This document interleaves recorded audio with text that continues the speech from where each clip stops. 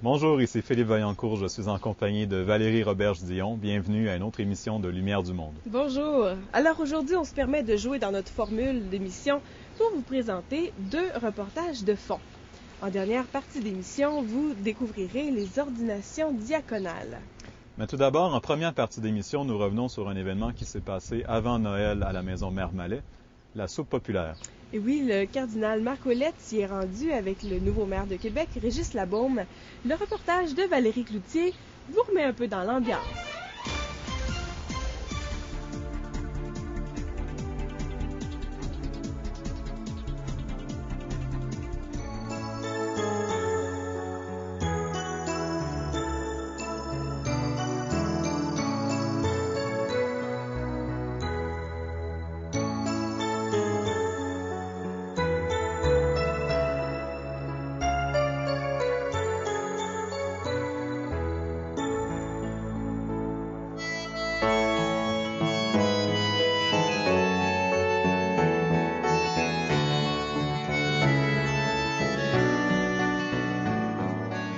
Mère Mallet fonde en 1849 les Sœurs de la Charité de Québec. La mission première de son œuvre était de se mettre à la suite de Jésus-Christ en soulageant la souffrance des plus pauvres et en travaillant à la construction d'un monde plus juste et plus humain. À la suite de leur fondatrice, les Sœurs de la Charité de Québec ont édifié de nombreuses œuvres dans le domaine de l'éducation, de la santé et de l'aide aux plus démunis. C'est dans cette foulée que l'œuvre de la soupe populaire fut implantée parmi les multiples projets d'entraide que l'on retrouve au sein de la maison Mère Mallet, située en plein cœur du Vieux-Québec. Dans ce reportage, c'est en compagnie de sœur Simone Voisine, responsable de l'œuvre de la soupe populaire depuis maintenant plusieurs années, et du cardinal Marc Ouellette, archevêque de Québec, que nous aurons la chance de découvrir d'un peu plus près le sens et la pertinence d'une telle œuvre. En effet, profitant du temps de partage et de fraternité inspiré par la période de Noël, le cardinal Marc Ouellette, en compagnie du maire de Québec, M. Régis Labaume, s'était pour l'occasion joint aux nombreux bénévoles qui, quotidiennement, se mettent au service de cette œuvre de charité qui, encore aujourd'hui, revêt toute son importance. Pour la circonstance, l'équipe de Lumière du Monde s'est jointe à leur initiative. Bienvenue à l'œuvre de la soupe populaire de la maison Mère Mallet. On sait que Noël s'en vient, les gens sont dans les préparatifs, les cadeaux et tout ça. Puis souvent, on a tendance à plus penser à aider notre prochain lors des fêtes de Noël. Par contre, à mon avis, il faudrait penser à ce moment-là à ces gens-là tout au long de l'année. Qu'est-ce que vous pourriez nous suggérer justement et à nos téléspectateurs de qu'est-ce qu'on pourrait faire concrètement tout au long de l'année pour aider ces gens-là dans la pauvreté? J'aime beaucoup la forme de votre question, parce que ça me permet d'abord de parler de la générosité annuelle des gens. Les gens sont généreux à longueur d'année. Ici, entre autres, par exemple, vous voyez l'équipe de bénévoles. Oui. Ce sont des gens, il y en a que ça fait plus de 20 ans qui viennent sur une base régulière d'engagement pour nous aider à servir le repas. Donc, la générosité, ici, nous, on y goûte à longueur d'année. Et je constate qu'il y a des bénévoles de tous âges. Bon, à ce moment-là aussi, je lisais un peu sur la maison Mère Mallet. Il y a plusieurs groupes qui viennent vous aider, que ce soit des écoles, des étudiants. Je sais qu'il y a des séminaristes. Alors donc, vous avez plusieurs groupes de personnes, si on veut, là, qui viennent vous donner un coup de main pour la soupe populaire. Chaque midi, il y a toujours une école, Okay. c'est-à-dire un animateur en pastoral ou un animateur de vie communautaire qui accompagne des jeunes. Donc, il y a toujours au moins 4 jeunes de différentes écoles. Actuellement, on a 22 écoles qui viennent sur une base d'engagement. Et chaque jour, et finalement, je manque de journées dans le mois pour accueillir toutes les écoles qui font la demande. En terminant, Sœur Simone, on ne peut pas passer sous silence, bien sûr, Marcelle Mallette. C'est grâce à Sœur Mallette qu'on est ici aujourd'hui dans sa maison. C'était une femme vraiment dotée d'une générosité incroyable. Elle avait à cœur les pauvres, les personnes âgées, les malades, bien entendu. Si elle vivait en 2007, qu'est-ce que vous pensez qu'elle ferait aujourd'hui? Est-ce qu'elle serait toujours tout aussi impliquée ou... Quand je pense Mère Malette, d'abord, je pense justement, moi je le prie tous les jours, et je dis toujours, c'est elle qui fait marcher la soupe populaire. Et je peux dire que ça marche bien. Également, quand on pense à Mère Malette, si elle vivait à notre époque, oui. Moi je pense qu'elle ouvrirait des soupes populaires à Saint-Sauveur, elle ouvrirait dans d'autres coins de la ville de Québec. Donc, elle serait toujours aussi présente ici à Québec pour nous, là. Et également, son action serait amplifiée certainement, parce que la pauvreté à son époque était difficile à vivre, et qu'actuellement elle est encore plus difficile. C'est vraiment un plaisir pour moi de vous avoir rencontré aujourd'hui. Je pense que Mère Mallette serait très fière de vous. On vous remercie au nom de tous ces gens qui viennent vous rencontrer comme ça, parce que vous savez, depuis de nombreuses années, votre réputation vous précède et c'est un plaisir d'avoir des sœurs comme vous. On en a besoin. Merci beaucoup, Valérie. Alors, bonjour, Monsieur le cardinal. Bonjour. Merci d'être ici aujourd'hui à la Maison Mère Mallette pour pouvoir donner la soupe populaire à de nombreux gens. Merci pour cette occasion où nous avons à rendre service ensemble. Exact. Donc, je sais que ça fait quelques années maintenant que vous participez comme ça à différents dîners de soupe populaire. Pourriez-vous nous dire un petit peu pourquoi vous faites une telle visite? À l'occasion des fêtes, n'est-ce pas, il est bon d'attirer l'attention de la population sur les plus démunis de la société. Nous cherchons à nous en occuper toute l'année, mais le temps des fêtes, le temps de Noël, est un temps privilégié pour, disons, inviter la population à donner l'exemple. C'est le sens de mon geste. Je veux donner un exemple. Aujourd'hui, ça sera avec Monsieur le maire. Dans d'autres occasions, ce fut avec d'autres personnes, mais pour qu'ensemble, on soit plus sensible aux besoins de ceux qui ont faim, de ceux qui ont froid, et puis de ceux qui sont seuls, surtout.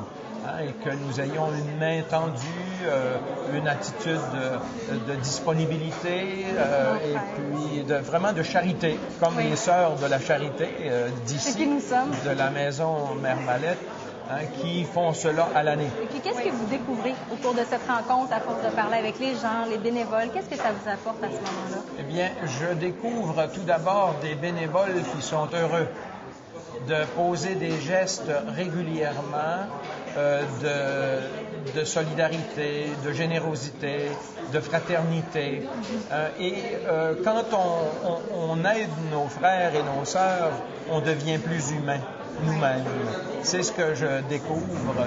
Et en même temps, on découvre que les personnes qui viennent et qui sont dans le besoin, eh bien, ce pourrait être nous. Oui. Et souvent, nous avons eu peut-être plus de chance ou plus de personnes qui nous ont secourus au moment opportun. Oui. Alors, nous avons pu éviter peut-être certaines difficultés que nous voyons ces personnes vivre. Et alors, je crois que ça nous rapproche aussi les uns des autres et ça nous donne le sens qu'on est vraiment frères, quelle que soit la condition sociale ou la condition de maladie ou de difficulté dans laquelle nous nous trouvons. Nous sommes tous des humains, frères et sœurs, et qu'il nous faut nous entraider. Oui. Puis on sait qu'avec l'approche du temps des fêtes, de Noël, il y a beaucoup d'organismes. Bon, il y a le Noël des pauvres, il y a différents, comme la Guillonnée des médias et tout ça. Donc, plusieurs personnes pensent à faire un geste particulier pour Noël. On sait qu'on associe ça un petit peu avec les pauvres. Cependant, il faudrait peut-être penser aussi qu'à l'année longue, ces gens-là ont besoin de nous. Alors, vous, quel lien voyez-vous justement entre la fête de Noël spécifiquement et le besoin d'aider comme ça les plus démunis? Par exemple, je viens poser ce geste ici à la Maison Mère Mallette, qui est une maison ouverte à l'année, mais qui est une maison qui fait la charité et qui vit de charité. Oui. Alors, je veux attirer l'attention sur cette œuvre pour que les gens qui veulent être solidaires puissent aussi acheminer des dons qui permettent aux religieuses de continuer leur œuvre à l'année, en notre nom à nous, avec ce que nous apportons de contributions personnelles à l'occasion des fêtes ou aussi pendant toute l'année. Bien sûr. Moi, ça vient me chercher parce qu'en tant que chrétienne, justement, qu'est-ce que vous pourriez nous suggérer comme ça pour pouvoir aider et puis se comporter face à la pauvreté? Oui. Bien, justement, vous dites, nous sommes chrétiens, ça veut dire que le Christ est celui qui inspire et qui motive nos actions, nos pensées, nos gestes.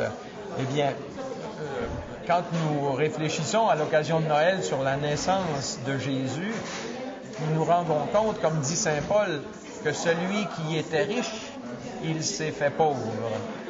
N'est-ce pas, pour nous enrichir par sa pauvreté. C'est un grand paradoxe, mais il nous a enrichis d'un amour qui n'a pas de limite et qui se manifeste justement en donnant, en se donnant et en donnant aux autres, même au risque de s'appauvrir nous-mêmes pour, au fond, enrichir d'autres, pour leur permettre d'avoir des conditions de vie qui soient plus normales, plus dignes d'une personne humaine. Alors, je crois que comme chrétiens, en suivant Jésus, eh bien, nous voulons partager ce qui nous est donné gratuitement. Nous voulons aussi le donner gratuitement. Et c'est dans la gratuité que se trouve la joie et l'espérance. Ça aussi, ça vient me chercher parce qu'on sait que le Congrès eucharistique international s'en vient en juin prochain. Et puis le thème cette année, c'est l'Eucharistie, don de Dieu pour la vie du monde. Donc, un geste comme ça, des gens comme les Sœurs de la Charité, bien sûr, c'est des sœurs impliquées concrètement dans la vie du monde. Et encore une fois, ça vient un peu nous rejoindre. Qu'est-ce que nous, on peut faire concrètement à tous les jours en tant que chrétiens pour aider notre prochain? Oui. Donc, je pense que ça va dans le thème également du Congrès eucharistique. Exactement. Et dans notre histoire québécoise, nous avons tellement d'exemples de religieux et religieuses qui se sont occupés et qui s'occupent toujours des plus démunis de la société. C'est une des richesses de notre histoire québécoise.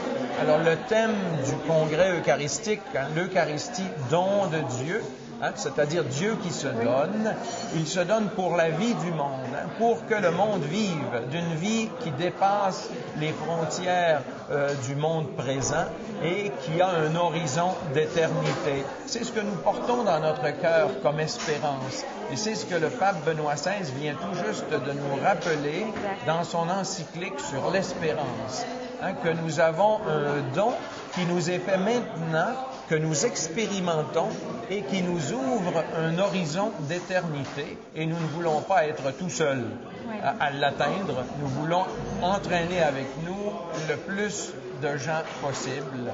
Et voilà, c'est ce que le Congrès eucharistique va faire, n'est-ce pas? Ce sera un moment extraordinaire d'enthousiasme pour notre foi et d'espérance pour que le don qui nous est fait, eh bien, rejoigne la vie des gens et apporte plus d'espérance. Monsieur le cardinal, c'est un privilège de vous avoir vu ici aujourd'hui. Je vais vous laisser parce que beaucoup de gens désirent manger en votre compagnie. Alors, merci beaucoup et continuez.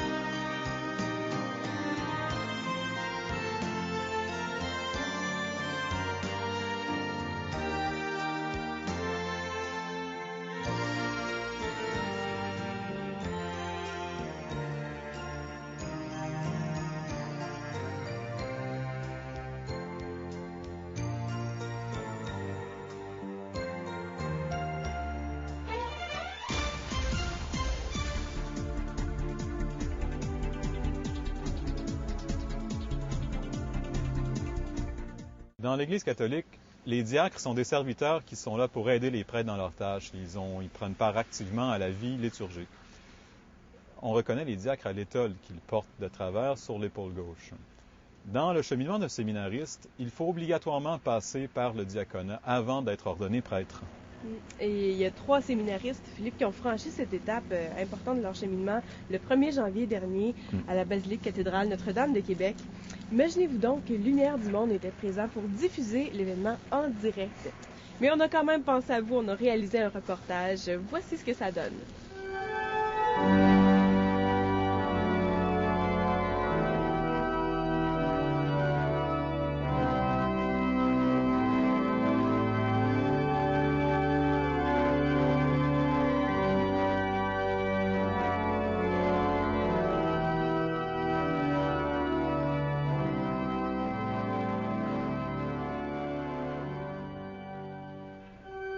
Bienvenue sur OCDQ TV. Nous sommes ici en direct de la basilique de Québec pour vous faire suivre la cérémonie de l'ordination diaconale de 3 nouveaux diacres. Il s'agit de Gilles Fortin, Michel Labbé et Régent Langlais qui vont être ordonnés diacres par Monseigneur Pierre-André Fournier, l'évêque auxiliaire de Québec. Vous êtes donc invités à suivre ce moment important pour l'Église de Québec et l'Église universelle. Je vous souhaite donc un bon visionnement avec nous.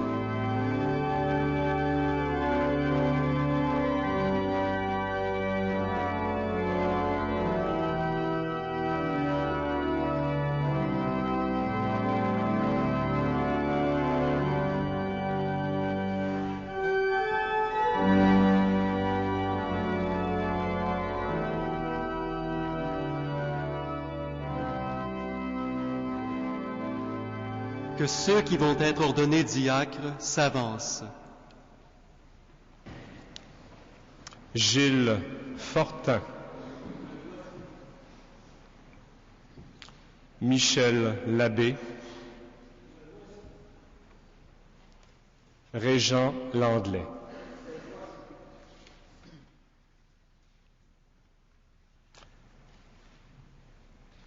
La Sainte Église, notre Mère, vous présente nos frères Gilles, Michel, Régent et demande que vous les ordonniez pour la charge du diaconat.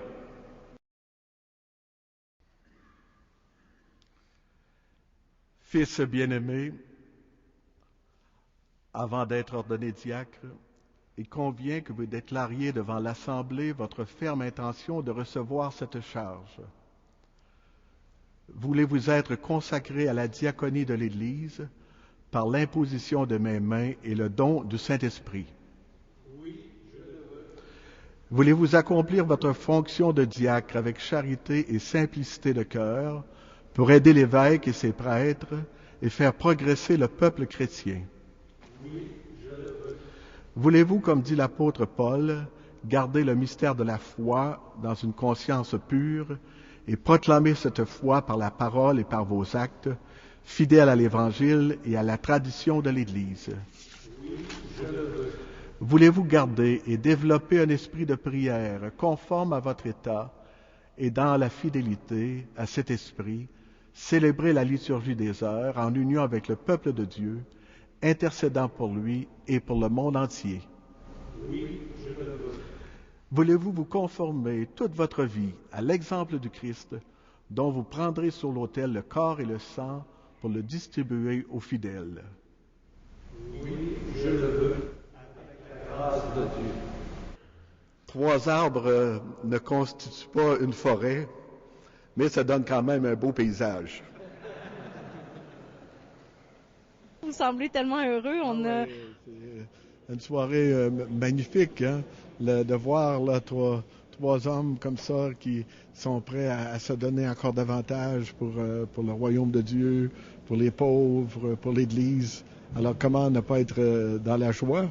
Puis en même temps, de voir que cette belle célébration, aussi pour la première fois, elle est sur le web. Puis, il y a des gens qu'on peut saluer, là. Alors ça, c'est magnifique, parce que surtout une soirée de mauvais temps, beaucoup de parents et d'amis qui étaient déjà inscrits n'ont pas pu venir. Alors là, ils ont pu suivre la célébration sur le web. Alors, félicitations. Moi, je tiens à vous féliciter pour cette initiative qui est vraiment merveilleuse puis qui permet au Seigneur de rejoindre encore plus de monde. Le royaume de Dieu, c'est le message central de Jésus-Christ. Pourquoi c'est le message central de Jésus? C'est parce que le royaume de Dieu, c'est Jésus. C'est lui le royaume. C'est Dieu agissant maintenant. C'est Dieu présent dans l'histoire, dans notre histoire actuelle. Et votre ordination se situe dans une époque de modernité. C'est un grand moment de joie et de paix. Puis c'est un soulagement aussi. Moi, ça fait 8 ans que j'ai commencé mon cheminement. Et là, on voit que je suis rendu aux ordres majeurs et je vois que la fin arrive, là, mais c'est un autre commencement pour d'autres choses encore. Parce que l'ordination, c'est juste un passage. Après ça, c'est tout le cheminement d'être prêtre, de vivre le sacerdoce et tout ça. Mais pour moi, ça a été un moment vraiment privilégié ce soir. Dans sa bonté, Dieu veut avoir besoin de nous pour construire ce royaume. Un royaume de paix, un royaume de joie, un royaume de bonheur, un royaume de justice et d'amour. Et Jésus continue à choisir des disciples, des apôtres pour sa mission. Bonjour, Régent Langlais. Bonjour. Vous êtes aujourd'hui diacre. Qu'est-ce qui fait qu'on a envie de devenir diacre à 60 ans? Qu'est-ce qui fait qu'on a envie de devenir diacre? C'est lorsque Dieu vient nous rencontrer et qui, à une quinzaine d'années, toute ma vie a changé complètement. Et cet appel-là, je le vivais depuis un enfant. Et là, elle est revenue à l'âge de 45 ans. Et après m'avoir battu encore quelques temps avec, j'ai décidé de dire oui et de dire me voici. Lorsque je les ai rencontrés tous les trois, j'ai pu voir comment leur cœur était chaud, comment ils étaient heureux de faire ce pas avec le Seigneur, de se donner encore davantage. Et ceci nous remplit, nous aussi, ce soir, de joie, de communion, de vie dans le ressuscité. Cette miséricorde de Dieu que vous avez expérimentée dans votre vie, vous voulez la proclamer sur tous les toits, à temps et à contre-temps, confiant que le Seigneur qui fait fructifier votre action sera toujours présent. C'est un beau témoignage, puis en même temps, ça vient nous rappeler que on a longtemps eu une perception souvent que ceux qui répondaient à un appel comme celui-là, c'est des jeunes hommes de 20 ans, 25 ans. Nous en avons encore, puis on souhaite en avoir encore. Mais il y a aussi des hommes à 40 et 50 ans qui discernent cet appel-là et qui peuvent être accueillis dans un projet de service d'église à l'intérieur du diaconat et du presbytérat. Et alors ça, c'est un élément intéressant. Aujourd'hui, ces 3 candidats, 3 hommes d'âge mûr qu'on a accueillis. On en a des plus jeunes aussi, mais aujourd'hui, c'est un trio d'hommes expérimentés. Oui. Soyez confiants que les fruits que le Seigneur miséricordieux a produits en vous, il les produira aussi par votre humble service en une multitude d'autres personnes. J'ai été vraiment très impressionné et très ému, d'autant plus que l'ordination avait lieu ici dans la basilique cathédrale Notre-Dame. Et j'ai été pendant longtemps animateur au grand séminaire et de voir à chaque fois, je reste comme si c'était la première ordination à laquelle j'assistais. J'ai participé à plusieurs, mais j'étais vraiment ce soir dans une espèce, je dirais, d'intériorisation de cette ordination-là, en écoutant des textes qui sont tellement beaux, et d'autre part, en voyant ces 3 séminaristes que j'ai bien connus, que j'ai eus comme étudiants à la faculté de théologie, tous les 3, et je voyais un peu, je dirais, l'espérance pour l'avenir, la confiance aussi dans l'avenir. Monseigneur Fournier parlait de François de Laval qui il faut développer la confiance et la force, et j'ai senti un peu cette infusion de confiance et de force dans notre Église d'aujourd'hui par la puissance de l'Esprit Saint à travers ceux sur qui l'Esprit Saint était donné aujourd'hui. Au grand séminaire, vous avez près de la salle à manger ces mots de François de Laval. Il faut mettre notre confiance et notre force en Dieu. C'est une phrase très importante dans la vie de François de Laval. Mettre notre confiance, c'est lui qui fait fructifier.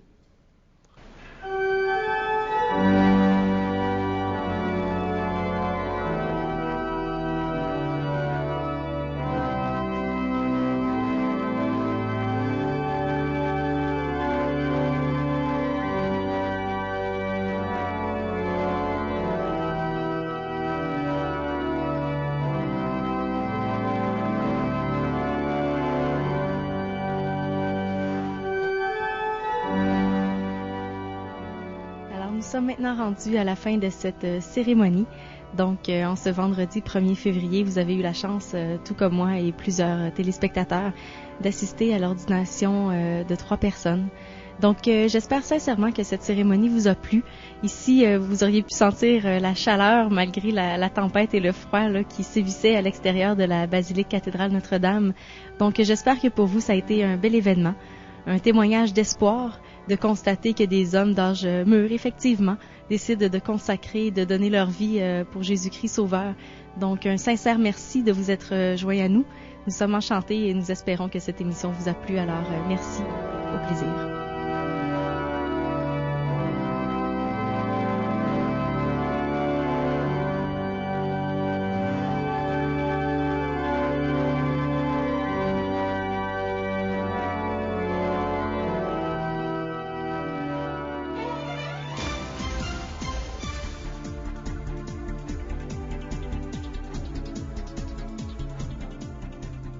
Voilà qui complète notre émission pour cette semaine.